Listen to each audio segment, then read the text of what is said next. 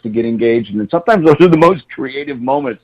I can write good lyrics while sweeping the garage out, believe it or not.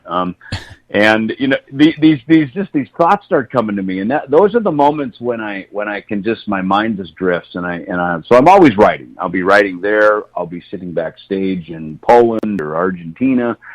Suddenly a little riff comes through my hands, and I turn my iPhone around and I film it so I can remember it when I get home.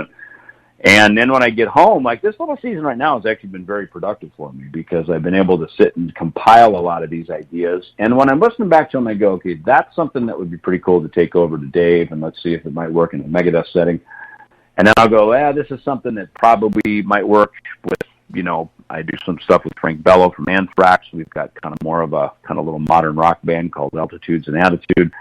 And then some of this other stuff is like rock, hard rock, kind of borderline metal maybe. And I'll take that stuff over to the guys in my solo band, and that's where they find a home. So I think the idea is to always create without any limitation. And then once you start sort of sifting back through the ideas, for me, I start to kind of find where the right setting is for these ideas to find a home. All right. Well, I would be doing a huge injustice to my listeners and to the Megadeth fans out there if I didn't ask, what's going on with Megadeth? Sure. Well, we were scheduled to be in the studio at the end of March working on recording the new album. It's primarily written. It's ready to go. Apologies here. There's a little call coming in. But we were scheduled to do that, and of course, then once things started shutting down, and just that had to be pushed back. So we are right now rescheduling to get in the studio, in particular for me and our drummer Dirk, to get in and cut the bass and drum bass tracks. And then from there, we just continue to build the song in the recording studio. But the tunes are there. It's in motion. We've taken the last almost 3 years to write it. But it's great. And I hate to sound boastful and talk too much about it until it comes out, because it's still in a formative phase. But we're really happy with it. Management's really happy with it. The inner sanctum of little, kind of our little staff that we let kind of weigh in on it. Everybody's very stoked. They feel it is absolutely a perfect follow-up for Dystopia. Well, I can't wait to hear it, and I can't wait to see you guys back out on the road again. I know you had a tour planned with Lamb of God, but who knows if that's going to happen. Well, exactly. And we're kind of in a holding pattern. I think we see the writing on the wall that, that's going to be, there's going to be some adjustments for sure, because when you book a tour, obviously things have to route from city to city, and there's logistics, and you can't just sit out there,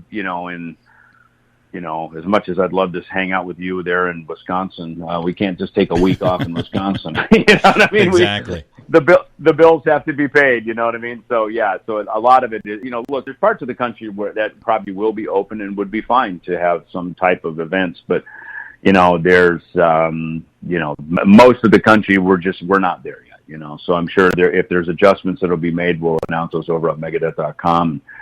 And we'll adjust, and we always use from Heartbreak Ridge, the Clint Eastwood movie. We always use this as saying, we overcome, adapt, and improvise, and it's an old military saying, and that's been our operating, our MO in Megadeth from the very beginning. So if that happens, hey, that's what we do. We overcome, adapt, and improvise. All right. Well, Dave, it's been a pleasure once again having you on Rock and Metal Revival. And I always like to throw this out to the artists that I interview. What song in that Megadeth catalog means the most to David Ellefson? Probably the one that means the most to me is Foreclosure of a Dream. And it's because, and the irony that you and I are both Midwest guys, and, we're talking to Midwest listeners here. That song was written about the whole farming crisis and everything that happened in the mid to late 80s.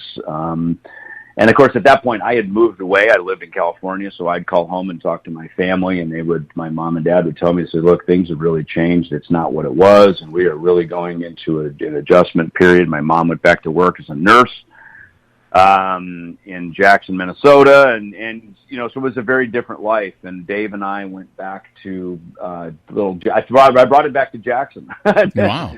After we had recorded the Peace Cells album, and we were on our way to New York to start shopping that album. There was starting to be interest from big major labels, so we were going to make the jump off our little Combat Records up to what would become Capitol Records. But we stopped in Minnesota, and he got to see the farm, and he really got to be in touch with it. So, a few years later for the Countdown to Extinction records, he said, he came up with the riff for that in St. Paul, Minnesota at the Civic Center when we were on tour with Judas Priest during the Rust in Peace tour in 1990.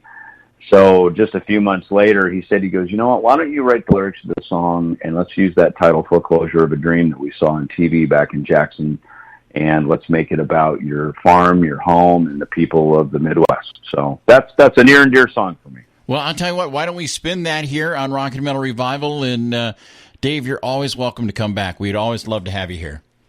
Thank you, Greg. I appreciate it, man.